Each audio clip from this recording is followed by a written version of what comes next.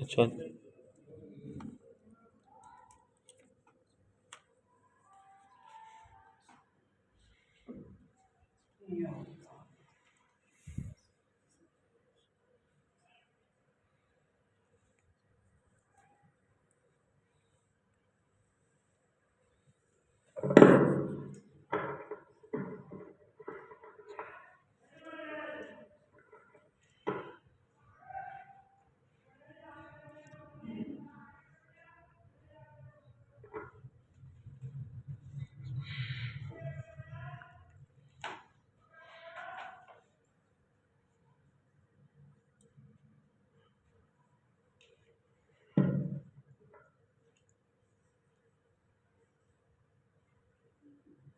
أعوذ بالله من الشيطان الرجيم بسم الله الرحمن الرحيم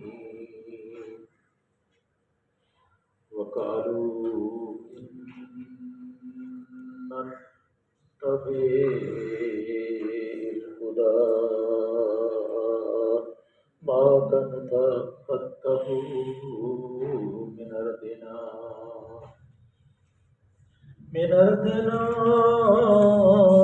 ولم نمكن لهم حرما آمنا يجبى عليه ثمرات كل شيء رزقا من لدنا ولكن أكثرهم لا يعلمون وكما أهلكنا من قرية بطرت معيشتها فتلك مساكنهم لم تسكن من بعدهم إلا قليلا وكنا نحن الوارثين وما كان ربك مهلك القرى حتى يبعث في أمها رسولا يتلو عليهم آياتنا وما كنا مهلك القرى إلا وأهلها ظالمون وما أوتيتم من شيء فمتاع الحياة الدنيا وزينتها وما عند الله خير وأبقى أفلا تعقلون أفمن وعدناه وعدا حسنا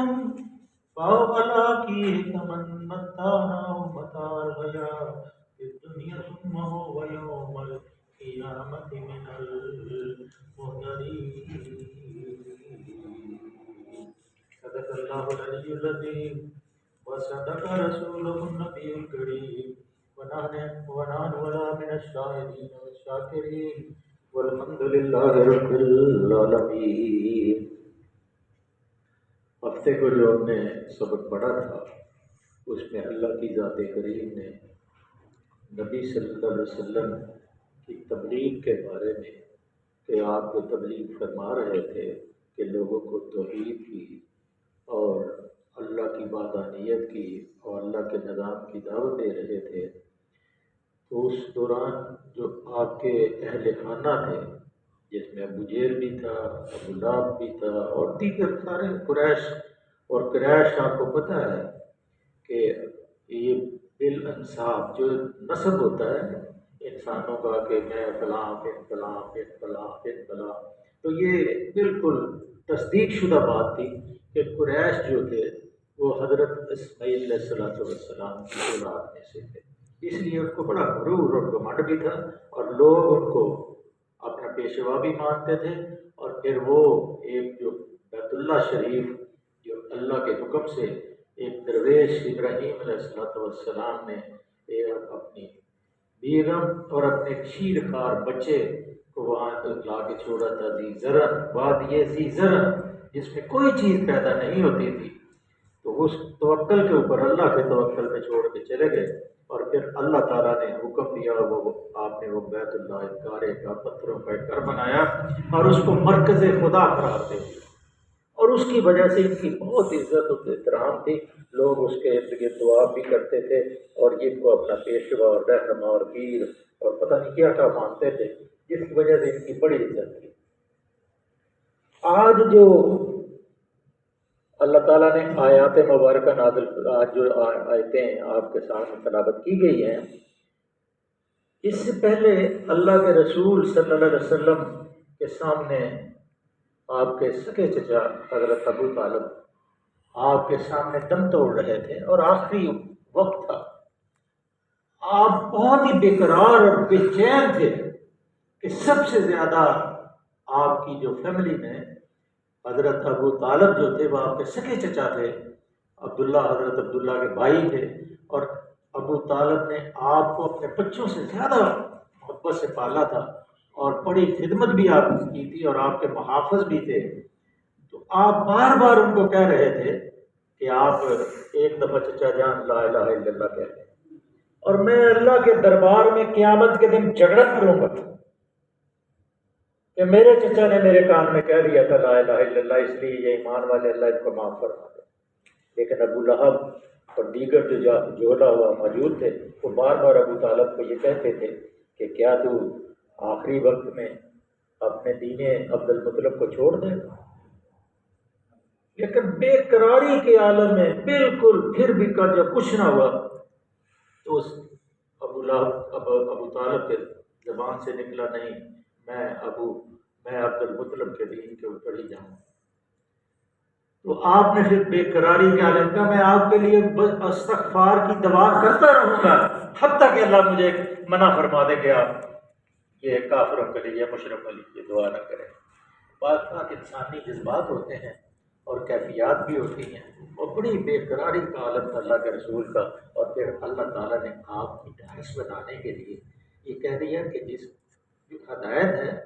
اللہ عالم الغیب والشہادہ ہے، اللہ جانتا ہے کہ یہ آدمی ہدایت کا طلبگار ہے، اس کو پیاس لگی، یہ پانی پینا چاہتا ہے، پانی کو ڈھونڈ رہا ہے لیکن اس کو پانی نہیں مل رہا، تو اس لیے جس کی طلب ہوتی ہے ہدایت کی اللہ اس کو ہدایت کے دروازے کھول دیتا ہے۔ لیکن ابو طالب کے لیے اللہ تعالیٰ نے جب دیکھا کہ وہ ہدایت طلب نہیں کر رہے تو پھر اللہ تعالیٰ نے منع فرما دیا کہ ہدایت ہے میرے پیغمبر صلی اللہ علیہ وسلم، ہدایت دینا تیرے بس میں نہیں، ہدایت دینا اللہ کے بس میں ہے، حرام اور حلال اللہ کے بس میں۔ اس لیے ابو طالب کا جو انتقال جو دین عبد المطلب تھا اس کے اوپر، اب جو آج کی آیات مبارکہ ہیں اس کے بعد جو وہ حجت پیش کرتے تھے، یہ بڑی اہم آیات ہے اس زمانے میں، ان حالات میں بالکل وہی کیفیت تھی جو آج ہماری کیفیت فلسطین کے اندر ہے اور سارے عربوں کی جو کیفیت اور سارے مسلمانوں کی جو کیفیت۔ اللہ فرماتے ہیں وَقَالُوا إِن نَتَّبِعِ الْهُدَىٰ مَعَكَ نُتَخَطَّفْ مِنْ أَرْضِنَا، کہتے ہیں اگر تمہارے ساتھ اس ہدایت کی ہم نے پیروی اختیار کر لی تو اپنی زمین سے ہم اچک لیے جائیں گے۔ جیسے میں نے پہلے آپ سے عرض کی کہ اگر دین اسلام ہم اختیار کر لیں گے، نبی صلی اللہ علیہ وسلم کو مخاطب کر کے کہتے تھے، تو ہم تو اس سے ختم ہو جائیں گے، کیونکہ اس وقت روم کی جو سلطنت تھی اور ایران کی جو سلطنت تھی اس وقت ان کی چپکلش تھی، اور ایران نے روم کی جتنی بھی یورپ کی آتی تھی مصنوعات تجارت اس کے ناکے لگا کے سارے بند کر دی، اور صرف ایک بحر احمر کا علاقہ تھا اور اس کے اوپر بھی ایران نے جب یمن کے اوپر قبضہ کر لیا تو وہ بھی بند ہو گیا۔ اب یہ مرکز بن گیا مکہ، اور مکے کے ارد گرد جتنے قبائل تھے انہوں نے ان کو بھی اپنے ساتھ ملایا، اور پھر یورپ کی چیزیں یہاں آتی تھی اور پھر یہاں سے آگے انڈونیشیا، مشرقی افریقہ، چین اور ہندوستان کے اندر ان کی تجارت چمکتی تھی، اور پھر سود کا بھی بہت زیادہ انہوں نے نظام پھیلایا ہوا تھا، اور جتنے شیوخ اور جتنے قبائلوں کے سردار تھے ان کو یہ ہدیت بھی دیتے تھے، یہ رشوت دیتے تھے، ان کو اپنے ساتھ ملا کے رکھتے تھے، تو یہ بڑے اس وقت امیر ہو گئے۔ تو اس وقت انہوں نے کہا کہ اگر ہم نے تیرے دین کو اختیار کر لیا تو پھر تو ہمارا معاملہ ختم ہو جائے گا، جس طرح آج سارا عالم ایسے دنیا کے سارے جتنے اپنے آپ کو چودھری سمجھتے ہیں، جتنے دنیا کے مسلح اور جتنے اپنے آپ کو مقتدر سمجھتے ہیں، سب خاموش بیٹھے ہوئے ہیں۔ کسی نے ایک دفعہ بھی، بلکہ اب جو جنگ بندی کی وہاں قرارداد پیش ہوئی تو امریکہ نے اس کو ویٹو کیا، اور اب 45,000 نئے گولے اس کو دیے ہیں، ٹینکوں کے گولے، تاکہ بالکل اس کو غزہ کو ملیہ میٹ کر دیا جائے۔ لیکن اللہ کا یہ نظام جو ہے نا، وہ کوئی نہ کوئی راستہ نکالتا ہے۔ تو اللہ نے ان کو کہا کہ یہ جو تجارتی شاخیں ہمارے قبضے میں آ گئی ہیں چند روز کے لیے، یہ کوئی اولم نکلہ حرمن آمن، یہ واقعہ نہیں ہے کہ یہ حرم جو امن والی جگہ ہے کس نے بنائی ہے، کس نے تمہیں دی ہے؟ یہ ابراہیم علیہ السلام کو کس نے حکم دیا کہ جا کے چھوڑ اپنی بیوی اور بچے کو، اور پھر مڑ کے پیچھے بھی نہیں دیکھنا، اور پھر آواز بھی آئی کہ ذرا چلو ٹھیک ہے چھوڑ کے جا رہے ہیں، لیکن یہ بتا دیجئے کہ کس کے حکم سے چھوڑ کے جا رہے ہیں؟ کہا جس کے قبضے میں میری اور تیری جان ہے، میں اس کے حکم سے تجھے چھوڑ کے جا رہا ہوں۔ اور پھر اللہ نے کہا، کبھی صفا پہ بات کی ہے، کبھی مروہ پہ، پھر اللہ نے کہا ان الصفا والمروہ من شعائر اللہ ومن حج البیت او اعتمر فلا جناح علیہ ان یطوف بہما، کہ جو صفا اور مروہ میری نشانیاں ہیں، اور جو ان کے درمیان صحیح کرے گا اللہ تعالیٰ اس کو نصرت سے پکڑے، اس کی نصرت فرمائے۔ تو اللہ فرماتے ہیں اولم، کیا پہلے ہم نے تمہیں امن نہیں دیا کہ جب 4 سو بدامنی پھیلی ہوئی ہے، حرم کے اندر کوئی آپ سکے بھائی کا قاتل بھی دیکھتا تو قتل نہیں کر سکتا تھا، پکڑ نہیں سکتا، کوئی دنیا کا باغ کے آج سب وہاں آ جاتے تھے تاکہ امن ہے، اور پوری تجارتیں چلتی تھی بہترین، اس لیے انہوں نے کہا اولم نکلہ حرمن آمنا یجبی علیہ ثمرات کل شیء رزقا من لدن ولکن اکثرهم لا یعلمون، کیا دنیا جہان کے پھل سارے یہاں نہیں آتے؟ کہاں چٹیل میدان ہے، آج بھی پہاڑ ہے، کوئی زمین ایسی کلٹیویٹڈ لینڈ نہیں ہے، کوئی کاشت والی کوئی زمین نہیں ہے، کوئی درخت نہیں ہے، لیکن دنیا کا کوئی ایسا پھل نہیں ہے جو مکے کے اندر موجود نہیں ہوتا۔ کتنے حاجی ہوتے ہیں، دکانیں بھری ہوتی ہیں،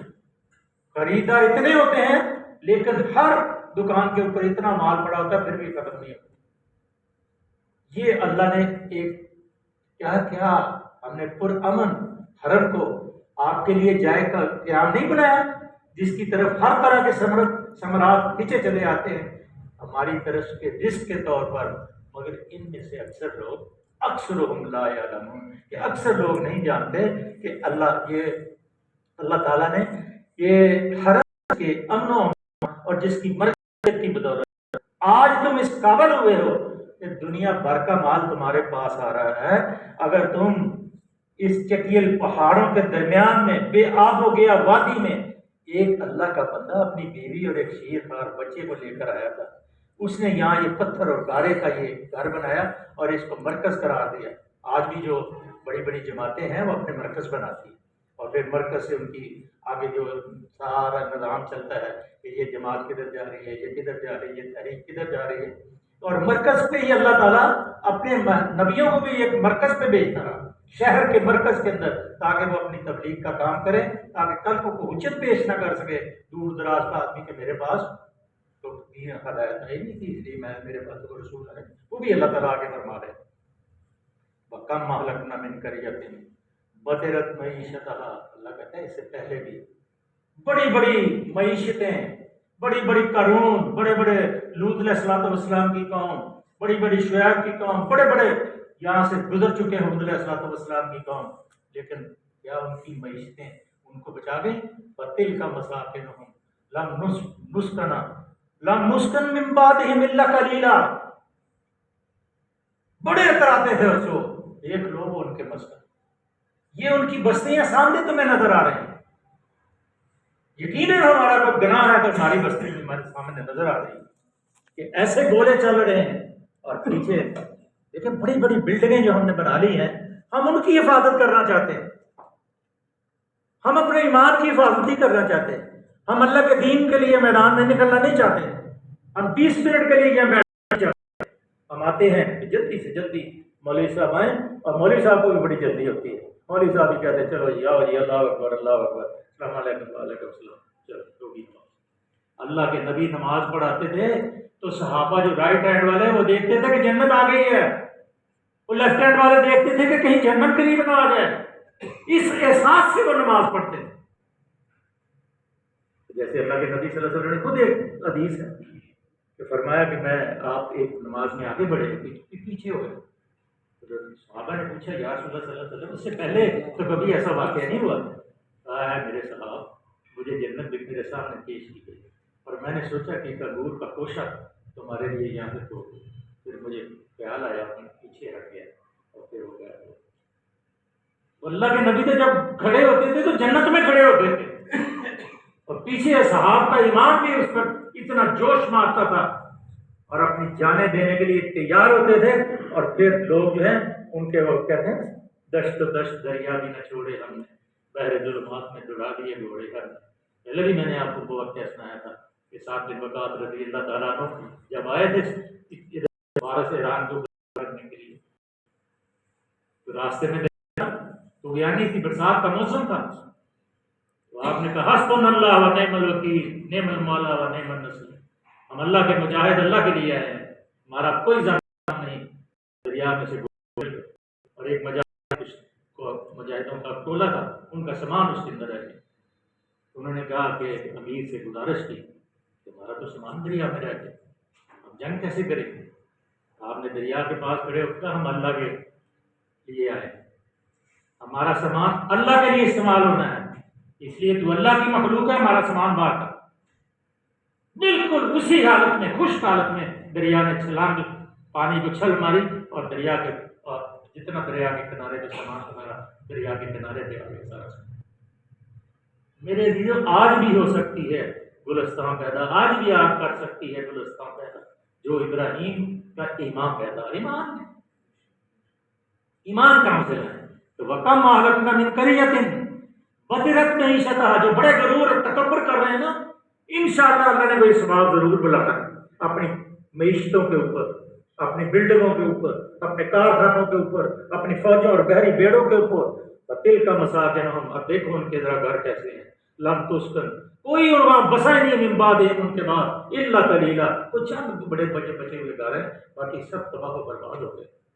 وَكُنَّا نَحْنُ الْوَارِثِينَ، ان کا کوئی وارث ہی نہیں ہے اور سب کے وارث ہم ہیں، ہمارا ہے، آخر ہم ہی سب چیزوں کے وارث مالک بنے ہیں۔ اللہ کی ذات کریم تو ماں کھانا ربو کا منہ لے کر خدا،